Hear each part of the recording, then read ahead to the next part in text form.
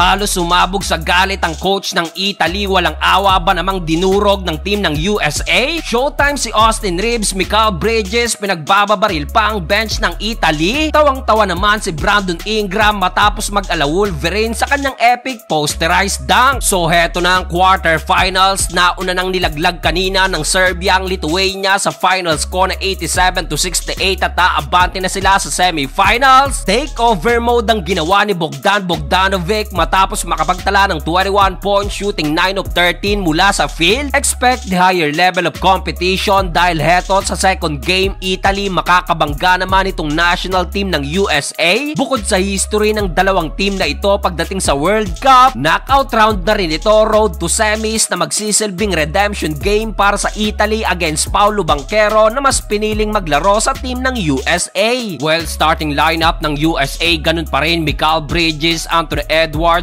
Jalen Brunson, Josh Hart at JJJ. Opening quarter, maagang na foul trouble si JJJ matapos makuha agad ng kanyang dalawang sunod na foul. Kaya't first 5 minutes ng opening period, in control ang Italy sa panguna ni Tonut na meron ng 5 points. Under 2 minutes mark na makagawa naman ng massive run ng USA mula sa tatlong sunod na tres, isa dyan mula sa step back 3-pointer ni Austin Reeves. Kalatang opensa ng Team USA, kalakihan na ang 5 points ni Bronson kung saan natapos ang opening frame biglang umabante ng double digit ang US 14-24. Second quarter, nagtuloy-tuloy ang run ng USA at dito sobrang na-outscored na ang Italy. Takeover mode si Mikal Bridges na kumana agad ng 14 points with 2 3-pointer. Showtime na rito ang Team USA, nakalipad pa si Austin Reeves sa kanyang monster follow-up slam dunk. 22-10 ang nagawang advantage ng Team USA sa quarter na ito, kaya dahil dyan halos mga matis na sa galit itong coach ng Italy na si Coach Gianmarco Poseco. Natapos ba naman ang first half, halos kalahati ang lamang ng USA, 46-24. Pagpasok ng third quarter, mas lalo pang nabaon ng Italy dahil sa 5 straight 3-pointer na muling pinakawala ng Team USA. Dalawa dyan galing pa rin kay Mikal Bridges. On fire si Bridges, natawagan pa ng technical foul matapos pagbabaril-barilin ng bench ng Italy. Under 3 minutes mark, gusto pang i-posterize ni Brandon Ingram itong si Nicola Melli. Kaso epic ang nangyari nang mag-ala Wolverine pala si Ingram dahil sa mukha pala tumama ang posterized dunk. Tawang-tawa na lang si Ingram at after nyan halos walang awang ibinaon pa ng Team USA ang Italy, 83-44 end of third period. Fourth and final quarter, sa laki ng lamang ng Team USA, hindi na ipinasok pa ang mga key players. Nanguna sa Team US itong 24 points ni Bridges at 18 points naman ni Haliburton, kung saan tulad ng Serbia, waiting na lang sila sa kanilang makakatapat para sa semifinals. This video sponsored by Epoch Game, bagong play to earn mobile app na pwede kang kumita up to 200,000